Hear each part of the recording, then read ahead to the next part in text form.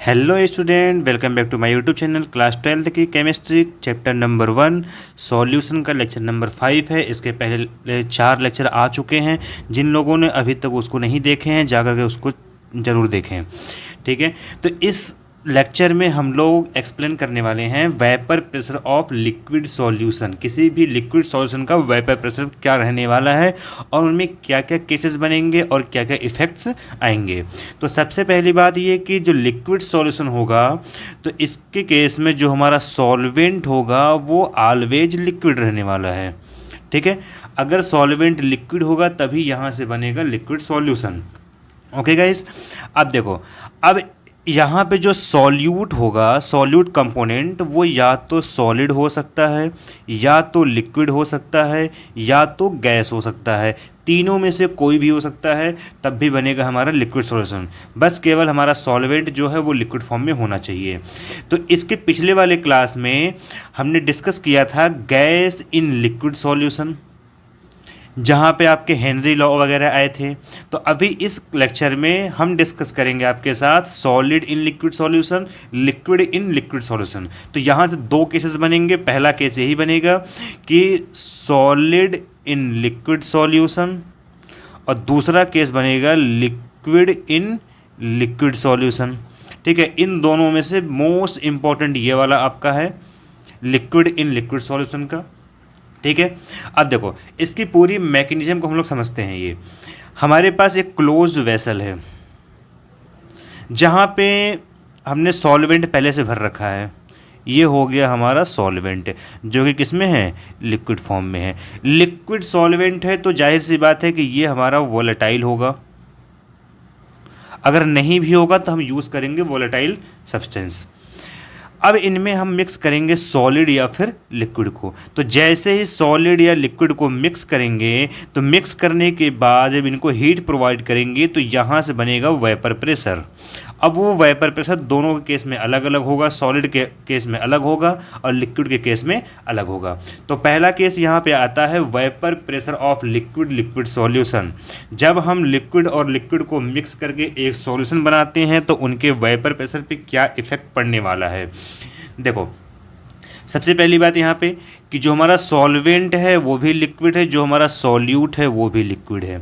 तो हम ये मान के चलते हैं, let us consider that 2 component are the volatile substance. Both component are the volatile substance. Liquid भी, सॉल्यूट भी वोलेटाइल है और सॉल्वेंट भी वोलेटाइल है। जब दोनों ही वोलेटाइल हैं तो एक क्लोज्ड वेसल के अंदर जब इनको हम लोग फिल करते हैं, यहाँ पे देखो, इनमें हमने इन दोनों को मिक्स कर दिया। मिक्स करने के बाद हमने यहाँ पे फिल कर दिया। अब ये बन गया हमारा सॉल्यूशन। सॉल्यूशन में यहाँ पे लिक्विड सॉल्यूट है और लिक्विड सॉल्वेंट, दोनों ही वोलेटाइल हैं। जैसे इनको हीट प्रोवाइड किए, वेपर फेज में लेके आए, तो यहाँ से ऊपर ये कुछ वेपराइज्ड हो गए, ठीक है। चूँकि ये क्लोज्ड वेसल है तो ये बाहर निकल नहीं सकते यहाँ से। अब देखो यहाँ पे ये हमारा हो गया वेपर फेज और ये हमारा यहाँ पे है लिक्विड फेज। तो एक टाइम के बाद ऐसा आएगा कि जब ये गैसेस से ये जो एरिया फिल हो जाएगा तो इन दोनों के बीच में एक इक्विलिब्रियम स्टेबलाइज हो जाएगा। तो यहाँ से जो लिक्विड फेज है और जो ये वेपर फेज है, इन दोनों के बीच में एक इक्विलिब्रियम आ जाएगा। जैसे ही इक्विलिब्रियम आएगा वैसे ही ये सॉल्यूशन वेपराइज होना स्टॉप हो जाएगा। तो अब देखो यहाँ पे क्या क्या चीज़ें वर्क करती हैं। सबसे पहले देखो यहाँ पे कि जैसे ही इनको हमने हीट प्रोवाइड किया, ये वेपराइज्ड हुए। तो जब ये यहाँ से वेपराइज्ड होंगे तो यहाँ पे बनेगा कुछ ना कुछ वेपर प्रेशर। देखो, वेपर प्रेशर क्या होता है, जब किसी भी लिक्विड सॉल्यूशन से कुछ वेपर बाहर निकलते हैं तो ये वेपर इस लिक्विड के सरफेस पे कुछ प्रेशर एक्सर्ट करते हैं। इन्हीं प्रेशर को हम लोग कहते हैं वेपर प्रेशर। तो सेम वही चीज़ यहाँ भी होगा। देखो, जैसे ही यहाँ से वेपर बाहर निकला इस लिक्विड से, तो इस लिक्विड के सरफेस पे कुछ न कुछ प्रेशर एक्सर्ट किया, तो इसी को हम लोग कहते हैं वेपर प्रेशर। अब देखो, तो जब पूरा सॉल्यूशन वेपराइज हो रहा था तो यहाँ पे जो लगने वाला वेपर प्रेशर होगा वो हम मान के चलते हैं P है, P टोटल, ठीक है। अब देखो, यहाँ हमने 2 कंपोनेंट का सॉल्यूशन बना रखा है, एक सॉल्यूट और एक सॉल्वेंट का। तो दोनों कंपोनेंट के लिए अलग अलग हमारे पास वेपर प्रेशर आएंगे। फर्स्ट कंपोनेंट के लिए P1 होगा, सेकंड के लिए P2 होगा। अब जो यहाँ पे सॉल्यूट और सॉल्वेंट की मिक्सिंग किए हैं उनके कुछ ना कुछ मोल फ्रैक्शन होंगे, Chi1 या Chi2 या फिर X1 और X2 हो जाएंगे। ठीक, तो इस पूरे फिनोमिना को बहुत ही अच्छे से एक्सप्लेन किया है फ्रेंच साइंटिस्ट या फ्रेंच केमिस्ट जो हैं राउल्स ने। तो उन्हीं के अकॉर्डिंग आता है यहाँ पे राउल्स लॉ। राउल्स लॉ क्या कहता है? For a solution of volatile liquids, देखो वोलेटाइल लिक्विड्स आ गया यहाँ पे ना, दैट मीन्स ये हुआ कि जो हमारा सॉल्यूट और सॉल्वेंट है दोनों ही किस में है? वोलेटाइल फॉर्म में है। ठीक, the partial vapour pressure of each component of the solution is directly proportional to its mole fraction present in the solution. इनका कहने का मतलब यही है कि किसी भी सॉल्यूशन में जितने भी कंपोनेंट प्रेजेंट हैं अगर वो वोलेटाइल हैं तो जो उनके ऊपर लगने वाला पार्शियल प्रेशर होगा या फिर जो सभी कंपोनेंट का जो लगने वाला पार्शियल प्रेशर होगा वो उसके मोल फ्रैक्शन के डायरेक्टली प्रोपोर्शनल होगा। तो हमने मांगे से था हमारे पास टू कंपोनेंट है, solute and solvent. So for component 1 according to Raoult's law क्या हो जाएगा यहाँ से? P1 is directly proportional to the X1। So P1 equals to, जैसे प्रोपोर्शनल हटाएंगे यहाँ से तो प्रोपोर्शनलिटी कांस्टेंट आएगा, P01 Chi1।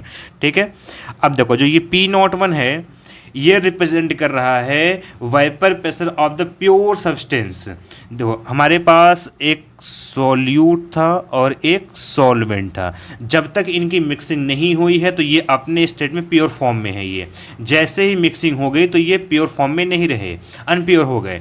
तो जब ये प्योर फॉर्म में होगा तो जो उनका वेपर प्रेशर है वो कितना है? P01 है। ठीक, जैसे after the mixing it is vapour pressure of the solution या फिर is this component it is the P1। ठीक, फॉर कंपोनेंट टू के लिए क्या हो जाएगा यहाँ से? P2 is proportional to the X2। So P2 equals to P0 to X2 हो जाएगा यहाँ से। ये हो गया फर्स्ट कंपोनेंट के लिए पार्शियल प्रेशर, ये हो गया सेकंड कंपोनेंट के लिए पार्शियल प्रेशर। ठीक, अब आते हैं यहाँ पे एक डाल्टन्स ने क्या कहा कि अकॉर्डिंग टू डाल्टन्स किसी भी सॉल्यूशन में प्रेजेंट जो टोटल पार्शियल प्रेशर होगा या फिर जो टोटल वेपर प्रेशर होगा वो उसके कंपोनेंट के पार्शियल प्रेशर के सम के इक्वल हो जाएगा। इनके कहने का मतलब ये था कि जो P टोटल होगा वो P1 प्लस P2 हो जाएगा। अब यहाँ से P1 और P2 की वैल्यू पुट कर दो यहाँ पे, तो P टोटल इक्वल्स टू आ जाएगा यहाँ से P1 की वैल्यू क्या है? P01 X1 प्लस P2 की वैल्यू क्या है? P02 X2 हो जाएगा। सो P टोटल इक्वल्स टू, अब देखो एक चीज़ यहाँ पे, किसी भी सॉल्यूशन में प्रेजेंट जो कंपोनेंट है उनके मोल फ्रैक्शंस को अगर हम सम कर देंगे तो उनकी वैल्यू 1 हो जाएगी। तो यहाँ पे टू कंपोनेंट प्रेजेंट है तो टू कंपोनेंट के लिए X1 plus X2 equals to 1 हो जाएगा। सो यहाँ से X1 की वैल्यू क्या आ जाएगी? 1 माइनस X2। तो इनको यहाँ पुट कर देंगे हम लोग, तो P1 not 1 minus X2 plus P2 not X2 हो गया। अब इनको ओपन करेंगे ब्रैकेट इनका, तो P01 minus P01 X2 plus हो जाएगा P02 X2। P01 माइनस यहाँ से कॉमन ले लिया हमने, अब यहाँ क्या बचा? P01, यहाँ से X2 भी कॉमन लेंगे तो P01 माइनस हो जाएगा P02, यहाँ आ गया बाहर X2। देखो इस इक्वेशन से हमारा कंक्लूजन क्या निकला?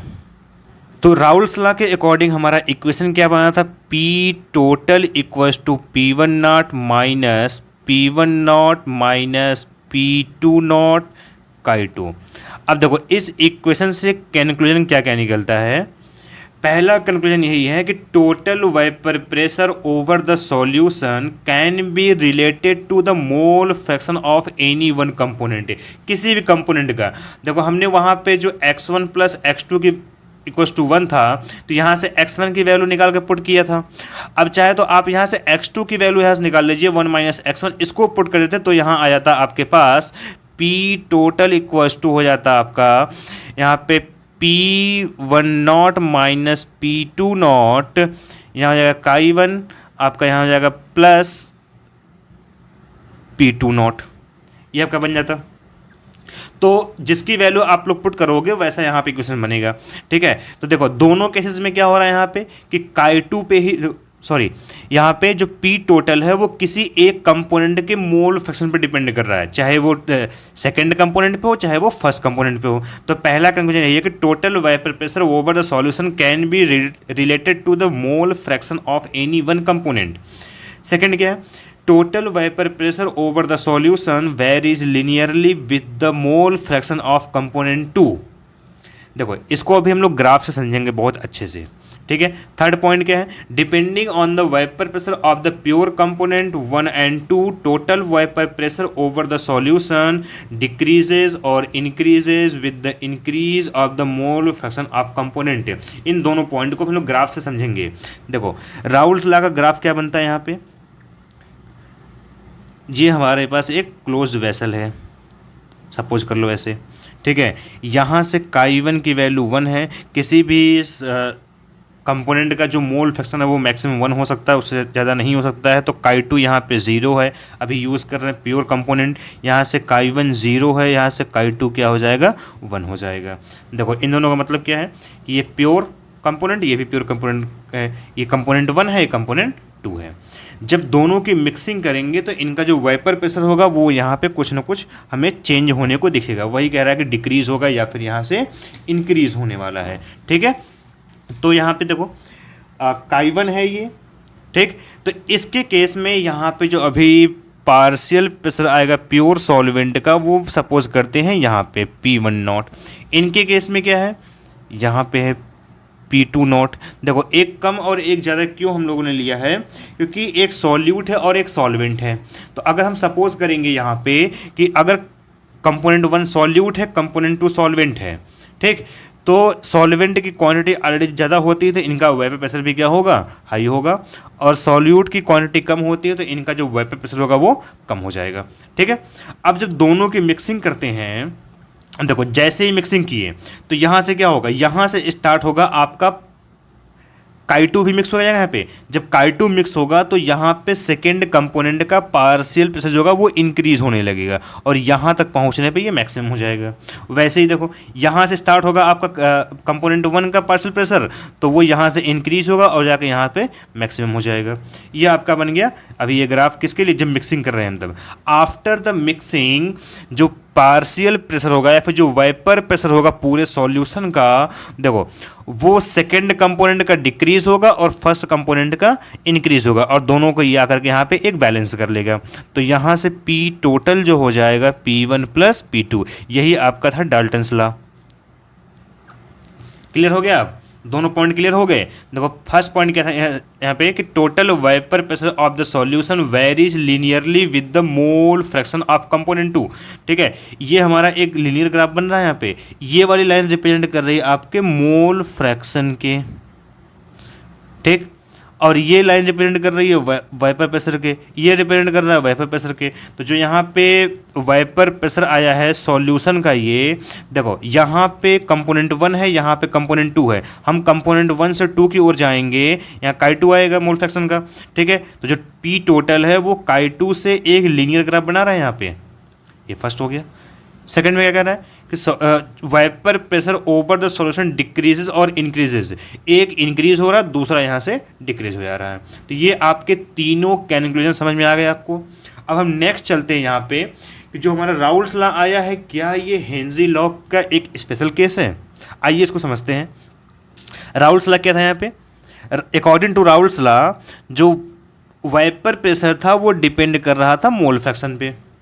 According to Henry law vapour pressure is also depend on the mole fraction. बस डिफरेंट ये था इन दोनों में कि ये लिक्विड इन लिक्विड के लिए है और ये गैस इन लिक्विड के लिए है। ठीक है, यहाँ पे जो सॉल्यूट होगा वो गैस फॉर्म में है, यहाँ पे जो सॉल्यूट है वो लिक्विड फॉर्म में है। तो अब देखो यहाँ से प्रपोर्शनल को हटाएंगे तो यहाँ पे बनेगा प्रपोर्शनलिटी कांस्टेंट P नॉट, यहाँ पे x हो जाएगा, और यहाँ से प्रपोर्शनल को हटाएंगे तो यहाँ पे प्रपोर्शनलिटी कांस्टेंट बनता है KH, हेनरी कांस्टेंट x। ठीक, डिफरेंट बस यही है कि यहाँ पे P नॉट है और यहाँ पे KH है। ठीक, तो हम ये कह सकते हैं कि अगर हमारे पास जो सॉल्यूशन है, सॉल्यूशन का जो सॉल्यूट है वो लिक्विड फॉर्म में है तो हम यूज़ करेंगे राउल्स लॉ। अगर वो गैस फॉर्म में है तो यूज़ करेंगे हम लोग हेनरी लॉ। सो यहाँ पे जो सॉल्यूट होगा वो अगर लिक्विड फॉर्म में है और वोलेटाइल है तो यूज़ करेंगे राउल्स लॉ, और यहाँ पे जो सॉल्यूट है वो अगर गैस फॉर्म में है तो यहाँ यूज़ करेंगे हम लोग Henry law. So concluded that P naught may be equals to the KH.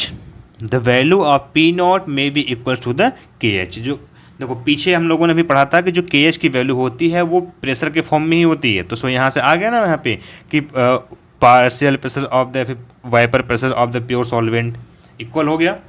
ठीक है, अब केस 2 आता है वो vapour pressure of solution of solid in liquid. ये थोड़ा सा डिफरेंट है उनसे। देखो हमारे पास एक क्लोज वेसल है, यहाँ पे हमने फिल कर रखा है पहले सॉल्वेंट जो कि किस में है, लिक्विड फॉर्म में है। लिक्विड फॉर्म में है तो लिक्विड फॉर्म में है तो सपोज करते हैं कि ये हमारा क्या है, वोलेटाइल है। ठीक, यहाँ से जो लिक्विड है ये सॉल्वेंट है और जो ये सॉलिड है ये हमारा सॉल्यूट है। जैसे ही देखो अभी तक क्या था यहाँ पे कि जो इनका सरफेस एरिया है यहाँ पे सभी के सभी सॉल्वेंट के पार्टिकल्स प्रेजेंट हैं। ठीक है, इनको हमने रिप्रेजेंट किया है सर्कल से, सॉल्यूट को रिप्रेजेंट करेंगे एक स्क्वायर से भी। देखना क्या होता है, तो जैसे ही सॉल्यूट को हमने इसमें मिक्स किया देखो क्या हो गया यहाँ पे इस क्लोज्ड वेसल में। अब देखो यहाँ पे ये सॉल्वेंट था, अब ये बन गया सॉल्यूशन। सॉल्यूशन में यहाँ पे हमारे पास सॉलिड भी मिक्स है और किसमें मिक्स है, ये लिक्विड में मिक्स है।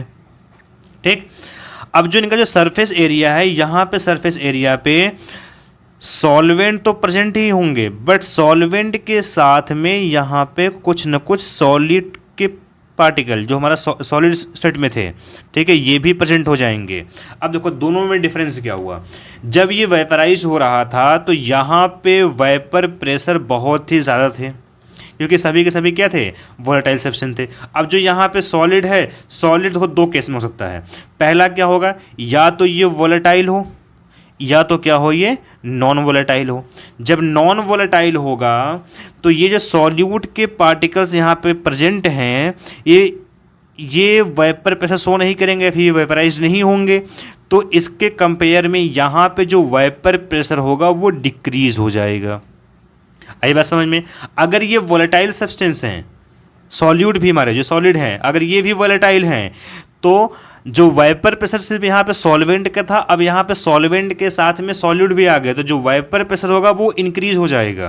देखो दो केसेस बना यहाँ पे। पहला केस क्या है कि जो हमारा सॉल्यूट सॉलिड फॉर्म में है अगर ये वोलेटाइल हैं, और ये दूसरा केस क्या है, नॉन वोलेटाइल हैं। दोनों केस में क्या होगा, जब नॉन वोलेटाइल होगा तो यहाँ पे जो वाइपर प्रेशर होगा वो डिक्रीज हो जाएगा after the mixing of solute, और जब वोलेटाइल होगा तो यहाँ पे जो वाइपर प्रेशर होगा वो स्लाइटली इंक्रीज हो जाएगा after the mixing of the solute in state of solid. ठीक है, दो केसेस आए यहाँ पे। तो इस केस को हम लोग इग्नोर कर देते हैं। तो अगर इस केस के ऊपर देखेंगे तो यहाँ भी हमारा राउल्स लॉ वर्क कर रहा है। तो जितना ज़्यादा सॉल्यूट मिक्स करेंगे उतना ज़्यादा वाइपर प्रेशर यहाँ पे इंक्रीज होगा। So according to Raoult's law in general form for any solution the partial pressure of each volatile component in the solution is directly proportional to its mole fraction. यही कहा गया है कि ये volatile होगा तभी राउल्स लॉ वर्क करेगा, otherwise work नहीं होगा। नॉन वोलेटाइल के केस में यहाँ पे राउल्स लॉ को फॉलो नहीं करता है और यहाँ पे राउल्स लॉ को फॉलो करता है। ठीक, इतनी बात समझ में आ गई।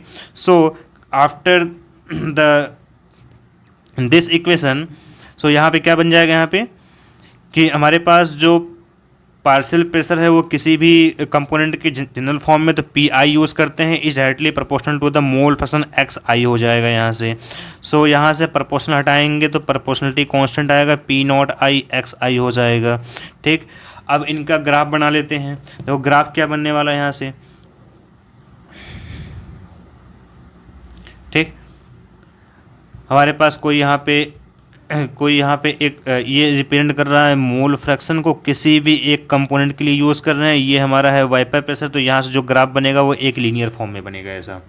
ठीक है, इतनी बात क्लियर हो गई। अब देखो एक चीज़ यहाँ पे और समझने की बात है कि जो हम लोगों ने अभी लिक्विड और लिक्विड फॉर्म का सॉल्यूशन पढ़ा था, वहाँ पे जो वहाँ पे वाइपर प्रेशर आए थे, वहाँ पे फार्मूले आए थे कुछ।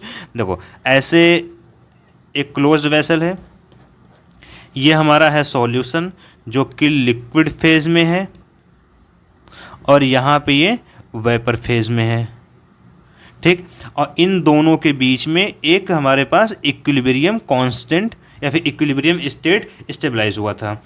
तो देखो यहाँ का जो मोल फ्रैक्शन होगा वो कुछ और होगा, यहाँ का जो मोल फ्रैक्शन होगा वो कुछ और होगा। सपोज करते हैं अगर यहाँ पे हमारे पास 10 आ रहे हैं, 10 molecules of the solute present है, तो क्या सभी के सभी सॉल्यूट यहाँ पे आ जाएंगे? नहीं आएंगे, क्योंकि जब यहाँ पे इक्विलिब्रियम स्टेबलाइज हो रहा है तो कंप्लीटली ये वेपराइज नहीं होंगे, कुछ ही अमाउंट यहाँ पे वेपराइज होगा, ठीक है। तो यहाँ पे ज़्यादा होगा ऑलरेडी, और यहाँ पे क्या होगा? ऑलवेज कम होगा मोल फ्रैक्शन। तो इसके केस में क्या होगा कि जो हमारा वेपर प्रेशर होगा, यहाँ से जो निकलने वाला जो वेपर प्रेशर होगा वो कुछ अलग हो जाएगा। तो P1 कंपोनेंट के लिए सपोज कर लेते हैं, यहाँ पे देखो, यहाँ पे हमारे पास X1 और X2 थे, तो यहाँ सपोज करते हैं Y1 और Y2 है मोल फ्रैक्शन, ठीक। तो P1 के लिए हो जाएगा मोल fraction of component 1 multiplied by the P total, जो हमारा यहाँ से इस सरफेस पे P टोटल लग रहे थे। सो P2 क्या हो जाएगा? यहाँ से Y2 हो जाएगा P टोटल, ठीक है। इस केसेस के ऊपर बहुत सारे क्वेश्चन PYQs में पूछे गए हैं और ये बहुत ही इम्पॉर्टेंट है।